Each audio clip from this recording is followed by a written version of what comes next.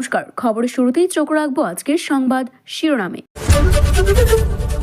আবাসের ঘরের বদলে কাটমানি, দিনহাটা পৌরসভা এবং পুর প্রধানকে শো কজ করলেন হাইকোর্ট। এদিকে পার্টি অফিসে ঢুকে তৃণমূল নেতাকে গুলি করে খুন, 7 জনকে যাবজ্জীবন কারাদণ্ড দেওয়া হলো। দিনহাটায় বিজেপি বিধায়ককে ঘিরে বিক্ষোভ, গাড়িতে হামলা, প্রতিবাদে পথ অবরোধ। মার্চেন্ট নেভি অফিসার স্বামীকে খুন, দেহ ড্রামের ভরে প্রেমিকের সঙ্গে মানালিতে হানিমুনে গিয়েছেন মুস্কান। বিয়েবাড়ি থেকে ফেরার পথে গাড়ির ওপরে উল্টে গেল ট্রাকের ট্রলি, মৃত্যু সকল যাত্রীর। শান্তিপুরে রাস্তার পাশে উদ্ধার বস্তা বস্তা ভোটার কার্ড। বিস্তারিত জানতে সঙ্গে থাকুন, চোখ রাখুন ইন্ডিয়া নিউজ টিভিতে। জানতে চোখ রাখবো আজকের প্রথম খবরের দিকে। আবাস যোজনায় দুর্নীতি মামলায় কোচবিহারের দিনহাটা পৌরসভা পুর প্রধানকে শো কজ করল কলকাতা হাইকোর্ট। বৃহস্পতিবার কলকাতা হাইকোর্টের প্রধান বিচারপতি টি.এস. শিবঙ্কনাম এবং বিচারপতি চৈতালি চট্টোপাধ্যায় দত্তের বেঞ্চে এই নির্দেশ দিয়েছে। প্রধানমন্ত্রী আবাস যোজনার টাকা নয় ছায়ের অভিযোগে ওঠে দিনহাটা পৌরসভায়, সেই নিয়ে মামলা দায়ের হয় কলকাতা হাইকোর্টে। বৃহস্পতিবার সেই মামলার শুনানিতে দিনহাটা পুর কর্তৃপক্ষ এবং পুর প্রধানকে শো কজ করেছে আদালত। জানতে চেয়েছে কেন তাদের বিরুদ্ধে বেআইনি অর্থ সংগ্রহের জন্য ব্যবস্থা নেওয়া হবে না, কেন পুর কর্তৃপক্ষ চেয়ারম্যানকে তার পদ থেকে অপসারণ করবেন না। হলফনামে এই প্রশ্নের উত্তর দিতে হবে 3 সপ্তাহের মধ্যে জানাতে নির্দেশ দিয়েছেন আদালত। আদালতের মামলাকারী আইনজীবী নীলাঞ্জন বন্দ্যোপাধ্যায় অভিযোগ করেছেন, আবাস যোজনার টাকা যারা পাবেন তাদের কাছ থেকে 20,000 টাকা উন্নয়নের নামে চায় দিনহাটা পুরসভা। যারা সেই টাকা দিতে পারেননি তাদের নাম বাদ দেওয়া হয়েছে। যারা টাকা দিয়েছেন তাদের অনেকেরই 3 বছরেও কাজ হয়নি বলে অভিযোগ। এদিকে 187 জন বাদ পড়েছে সেই তালিকা থেকে। একজন তফসিলি জাতির মানুষও সুবিধা পাননি, 3 বছরেও টাকা ফেরত আসেনি। অডিটে 2022 সালের 439.42 লাখ টাকা সংগ্রহ করা হয়েছে বলে রিপোর্টে উল্লেখ করা রয়েছে। প্রধান বিচারপতির পর্যবেক্ষণে ওই প্রকল্পের সুবিধা যারা পান তারা দরিদ্র। টাকা না দিতে পারায় এভাবে নাম বাদ দেওয়া সরাসরি প্রভাব পড়বে ওই প্রকল্পে। 2022 সালে অডিট হয়েছিল। পার্টি অফিসে উঠে তৃণমূল নেতাকে খুন, নৃশংস সেই হত্যার মামলা 7 বছরের মাথায় দোষী সাব্যস্ত 7 আসামিকে যাবজ্জীবনের শ্রম কারাদণ্ড দিয়েছেন আদালত। বৃহস্পতিবার আদালতের 7ম অতিরিক্ত জেলা এবং দায়রা বিচারক গার্গী ভট্টাচার্য ওরফে হোসেন সেই সাজা শুনিয়েছেন। যাবজ্জীবন সাজাপ্রাপ্ত আসামিরা হলেন মহাদেব ভক্ত, প্রশান্ত মল্লিক, শঙ্কর শিকদার, নিতাই হালদার, বিবেক বিশ্বাস, চিন্ময় সরকার, প্রদীপ বণিক। যাবজ্জীবন কারাদণ্ডের পাশাপাশি প্রত্যেক আসামিকে এই দিন 1 লক্ষ টাকার জরিমানা, অনাদায়ে আরও 6 মাসের কারাবাসের সাজা শুনিয়েছেন বিচারক। তৃণমূলের নেতা হত্যার মামলায় জামিন মুক্ত সুজিত দাসের নাম এক অভিযুক্ত ফেরার। তাকে ধরার জন্য আদালত, পুলিশ এবং সিআইডিকে 24 ঘন্টা টাইম দেওয়া হয়েছে। আরেক অভিযুক্ত প্রণব সাহার বিরুদ্ধে তথ্য প্রমাণ না থাকায় গত সোমবার তাকে বেকসুর খালাস করে দিয়েছে বারাসাত আদালত। সেই দিন বাকি 7 অভিযুক্তকে দোষী সাব্যস্ত করা হয়েছিল 7ম অতিরিক্ত জেলা এবং দায়রা আদালতে। জামিনের মুক্ত এই অভিযুক্তকে এই দিন আদালতে দেখতে না পাওয়ায় উম্মা প্রকাশ করেছেন বিচারক। পরে এজলাস উপস্থিতি সরকারের আইনজীবীর কাছ থেকে তিনি জানতে পারেন অভিযুক্ত বেপাত্তা হয়ে গিয়েছে। এরপরে তিনি তার অভিযুক্তকে 24 ঘন্টার মধ্যে গ্রেপ্তার করার জানিয়েছেন। বারুইপুরের পরে দিনহাটা, ফের তৃণমূলের বিক্ষোভের মুখে বিজেপি। বুধবার দক্ষিণ 24 পরগনা বারুইপুরে বিক্ষোভের মুখে পড়েছিলেন বিরোধী দলনেতা শুভেন্দু অধিকারী সহ বিজেপির বিধায়করা। আর বৃহস্পতিবার তৃণমূলের বিক্ষোভ দেখালেন বিজেপির বিধায়ক নিখিল রঞ্জন দের বিরুদ্ধে। ঘটনাটি ঘটেছে কোচবিহারের দিনহাটা আদালত চত্বরে। অভিযোগ, ওই বিধায়ককে লক্ষ্য করে গো ব্যাক স্লোগান দেওয়া হয়, বিক্ষোভ দেখানো হয়, বিধায়কের গাড়িও ভাঙচুর করা হয়। প্রতিবাদে পথ অবরোধ করেছেন বিজেপি। তৃণমূলের দাবি, বিজেপির বাংলাকে অশান্ত করতে চাইছে, সেই কারণে সাধারণ মানুষ বিক্ষোভ দেখাচ্ছেন। নীলরঞ্জন দে কোচবিহারের দক্ষিণের বিধায়ক। 2017 সালে দিনহাটা ভোটগুড়ি তৃণমূল বিজেপি সংঘর্ষের ঘটনা ঘটে।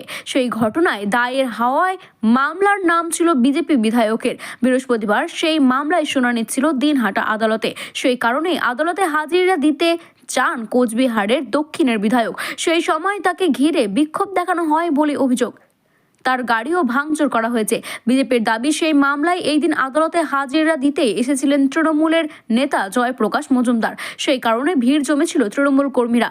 সেই কর্মীরা গোলমাল করেন আদালত চত্বরে। এই ঘটনায় দিনহাটা মহকুমায় অফিস চত্বরের বাইরে রাস্তায় উত্তেজনা ছড়িয়ে পড়ে। পুলিশ গিয়ে পরিস্থিতি নিয়ন্ত্রণে আনেন। বিজেপির বিধায়ক নিখিলরঞ্জন দেকে গাড়িতে উঠিয়ে কোচবিহারের দত্তে উদ্দেশ্যে রওনা করা হয়। সঙ্গে ছিল পুলিশ প্রশাসন। প্রতিবাদে কোচবিহার শহরের মারাপোড়া চৌপথি এলাকায় বিজেপির নেতাকর্মীরা পথ অবরোধ করে দাঁড়ান। আধ ঘন্টা পরে পুলিশ আশ্বাসের অবরোধ ওঠে। বিচারপতি কোচবিহার জেলা সভাপতি অভিজিৎ বর্মন বলেন, বিজেপি বিধায়ক নীলরঞ্জন দের ওপরে যেভাবে হামলা চালানো হয়েছে, গাড়ি ভাঙচুর করা হয়েছে, ঘটনার নিন্দার জন্যই এই ঘটনার প্রতিবাদে পথ অবরোধ করা হয়েছে। বিজেপির বিধায়ক নীলরঞ্জন দে অভিযোগ করেন, আমার ওপরে হামলা করা হয়, গাড়ি ভাঙচুর করা হয়। পুলিশ নীরব দর্শকের ভূমিকায় ছিল। যদিও তৃণমূলের নেতা জয়প্রকাশ মজুমদার বলেন, গত কয়েকদিন ধরেই শান্ত বাংলা অশান্ত করার চক্রান্ত চলছে শুভেন্দু অধিকারীর। তার প্রতিবাদে এই দিন জনতা স্বতঃস্ফূর্তভাবে প্রতিবাদ জানিয়েছে। মেয়ের জন্মদিনে লন্ডন থেকে উত্তরপ্রদেশের মিরাটের বাড়িতে এসেছিলেন merchant navy officer Sourav Rajput. প্রেমিককে সঙ্গে নিয়ে সৌরভকে খুন করেছেন স্ত্রী মুস্কান। তারপরে তার দেহকে 15 টুকরো করে ড্রামের ভিতর ভরে সিমেন্ট ঢেলে দেয়। এরপরে মেয়েকে মায়ের কাছে রেখে সে প্রেমিকের সঙ্গে মানালিতে ঘুরতে যায়। সেখানে গিয়ে তারা বিয়েও করেছে বলে সূত্রে খবর। ঘুরতে যাওয়ার আগে মুস্কান তার মাকে বলেন, সে স্বামীর সঙ্গে একান্তেই সময় কাটাতে চায়, তাই মেয়েকে নিয়ে যাওয়া সেই অবস্থায় ঠিক হবে না। শ্বশুরবাড়ির লোকেদেরও এক কথায় জানিয়ে যায় মুস্কান। পুলিশ জানিয়েছে, ওই মার্চেন্ট নেভি অফিসারের নাম সৌরভ রাজপুত, যার বয়স 29 বছর। 2016 সালে প্রেম করে মুস্কান রস্তগি বিয়ে করেন সৌরভকে। কর্মসূত্রে থাকতেন লন্ডনে। মেয়ের জন্মদিন উপলক্ষে গত 25 ফেব্রুয়ারি লন্ডন থেকে মেরঠ আসেন সৌরভ। শেষ তাকে 4 মার্চ দেখা যায়। পুলিশের অনুমান, এই দিন সৌরভকে খুন করে স্ত্রী মুস্কান রস্তগি তার প্রেমিক সাহিল সুলকা। তারপরে স্বামীর ফোন নিয়ে সাহিলের সঙ্গে মানালিতে বেড়াতে যায় মুস্কান। সেখান থেকে স্বামীর ফোনে মানালির একাধিক জায়গার ছবি এবং নিজের ছবি পোস্ট করতে থাকে সে, যেন কোনোভাবে কেউ সন্দেহ না করে বসে। এইদিকে 15 দিন ধরে ছেলের কোনো খবর না পাওয়ায় উত্তলা হয়ে পড়ে সৌরভের পরিবার। বৌদির সঙ্গে ঘুরতে গেলেও দাদার কোনো রকমের খবর না পাওয়ায় দাদার বাড়িতে গিয়ে হাজির হয় ভাই। সেখানে বাড়িতে তালা ঝুলছে দেখেই সে অস্থির হয়ে পড়ে। অপরদিকে প্রতিবেশীদের মুখেই বৌদির খোঁজ খবর করতে থাকেন। সে সময় মানালি থেকে বাড়ি ফিরছিলেন মুস্কান এবং সাহিল। বৌদির সঙ্গে বাড়ি ঢুকেই সৌরভের ভাইয়ের নজর পড়ে একটি নীল রঙের ড্রামের ওপরে, যার মুখ সিমেন্ট দিয়ে ভর্তি। মুস্কানের মাকে সৌরভের ভাই সমস্ত কথা খুলে বলেন। দাদার ফোন বারবার বৌদি ধরছে, কিছুতেই দাদার সঙ্গে কথা বলতে দিচ্ছেন না। বাড়িতে এমন দৃশ্য দেখে কোথাও জানা নাই সৌরভ কোথায় রয়েছে। গতকাল 19 মার্চ মেয়ে মুস্কানকে মা জিজ্ঞেস করেন সৌরভ কোথায়। তখন সে জানায় স্বামীর অ্যাকাউন্ট থেকে 6 লক্ষ টাকা তুলতে চেয়েছে সে, কিন্তু সৌরভ রাজি ছিল না। তারপরে খুন করা থেকে সমস্ত কথা মাকে খুলে বলে মুস্কান। তাৎক্ষণিক পুলিশকে ফোন করেছেন এবং তার মেয়েকে অপরাধের কথা জানিয়ে দিয়েছেন নিজের মা পুলিশকে। রাত তখন গভীর। বুধবার রাজস্থানের বিকানের দেশনোক থানার এলাকায় ঘটে যাওয়া একটি মর্মান্তিক পথ দুর্ঘটনা। ওভারটেক করতে গিয়ে নিয়ন্ত্রণ হারিয়ে ট্রাকের ট্রলি একটি 4 চাকা গাড়ির ওপরে উল্টে যায়। গাড়িতে যারা ছিলেন তারা সকলেই বিয়ে বাড়ি থেকে ফিরছিলেন। সেই 6 জন যাত্রীর ঘটনাস্থলে মৃত্যু হয়। স্থানীয় সূত্রে জানা গিয়েছে, গতকাল মধ্যরাতে দেশনোক ব্রিজের মাঝখানে মর্মান্তিক পথ দুর্ঘটনায় যারা মারা গিয়েছিলেন তাদের মধ্যে একজন মহিলা ট্রলিটির ওভারটেক করতে গিয়ে 4 চাকা গাড়িটির ওপরে পড়ে যায়, যার কারণে গাড়িতে থাকা সমস্ত যাত্রী ট্রলির নিচে চাপা পড়ে। বিকট আওয়াজ পেয়ে স্থানীয় মানুষরা ঘটনাস্থলে ছুটে আসেন। তড়িঘড়ি করে ট্রলির নিচে থাকা আটক পড়ে যাওয়া মানুষদের উদ্ধারের কাজ ইতিমধ্যে শুরু হয়। দুর্ঘটনা খবর পেয়ে দেশনোক পুলিশ ঘটনাস্থলে পৌঁছে যায়, কিন্তু কোনোভাবে কাউকে উদ্ধার করা না গেলে ক্রেনটিকে আবার তোলারও শুরু করা হয়, কিন্তু কোনো রকম ভাবে আহতদের উদ্ধার করা হয়নি। অবশেষে তাদের মৃত্যু হয় ঘটনাস্থলে। ভুতুড়ে ভোটারের বিতর্ক নিয়ে বঙ্গ রাজনীতি এখন সরগরম। বৃহস্পতিবার সেই বিতর্কে নতুন মোড় এলো। রাস্তার পাশ থেকে উদ্ধার হলো বস্তা বস্তা ভোটার কার্ড। ঘটনাস্থলে নদিয়া শান্তিপুর থানার কৃষ্ণ কালীতলা। সেই নিয়েই হইচই পড়ে গিয়েছে এলাকায়। স্থানীয়দের কাছ থেকে খবর পেয়ে ওই ভোটার কার্ড উদ্ধার করে পুলিশ। সেইগুলি কি আসল নাকি নকল, আপাতত সেই পুলিশ খতিয়ে দেখছেন। এইদিকে যখন এই নিয়ে পুলিশে তদন্ত শুরু করেছে, অন্যদিকে শুরু হয়েছে রাজনৈতিক তরজা। তৃণমূল এবং বিজেপি এই নিয়ে একে অপরের বিরুদ্ধে তোপ দেখাচ্ছেন। পুলিশ এবং স্থানীয়দের সঙ্গে কথা বলে জানা গিয়েছে, কৃষ্ণ কালীতলা এলাকাটি শান্তিপুর পৌরসভার 24 নম্বর ওয়ার্ডের মধ্যে পড়ছে। সেখানে রয়েছে বিসর্জন ঘাট।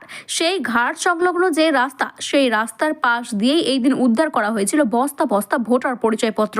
স্থানীয় বাসিন্দারা সূত্রে খবর, এটি আমাদের বাঁশবাগান, এখানে নোংরা ফেলা গিয়েছে। গত বুধবার যখন মাঠ থেকে ফিরছিলাম তখন দেখতে পাই সেই সময় অনেকগুলি বস্তা পড়ে আছে। ভেবেছিলাম আবর্জনা কাগজ পুড়ছে হয়তো, কিন্তু ধুলো উড়ছিল অনেক। আজ জানতে পারলাম যে বস্তা বস্তা ভোটার কার্ড সেখানে পুড়িয়ে ফেলা হচ্ছিল।